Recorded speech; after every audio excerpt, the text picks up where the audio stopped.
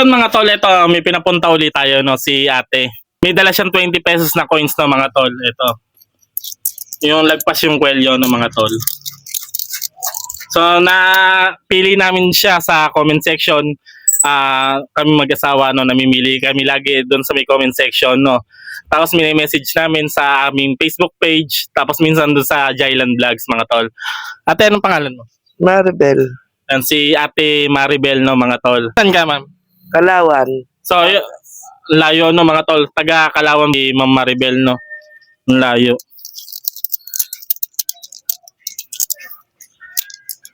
So, okay naman yung mga coins niya, no, mga tol.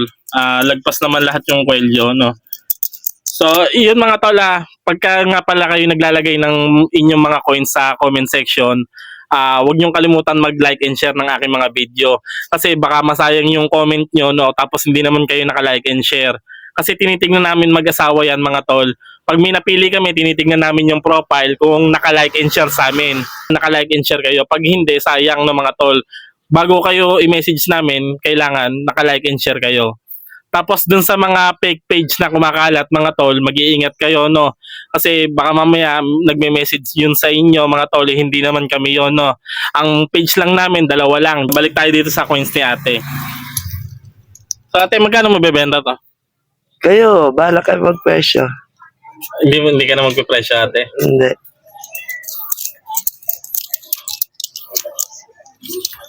So, 8 piraso to, mga tol.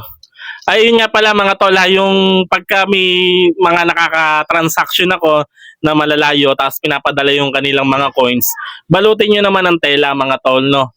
Para hindi nagagasgasan yung coins.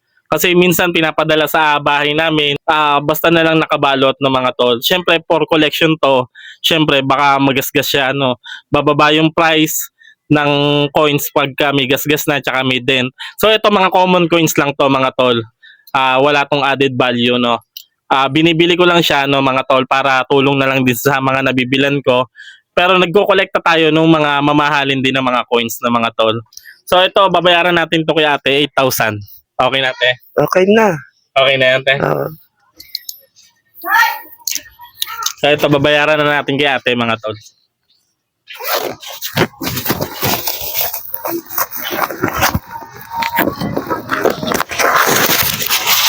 So, yung mga tol, dito ko lang tinagpo si ate sa labas, no, kasi yung bahay namin ginano. Kaya pagawa pa rin, mga tol. So maingay dun sa bahay pagka doon kami. Kaya dito ko lang siya tinagpo sa labas. So ito, bayad na tayo, no, mga tol.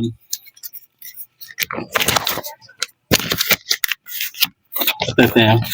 1, 2, 3, 4, 5, 6, 7, 8.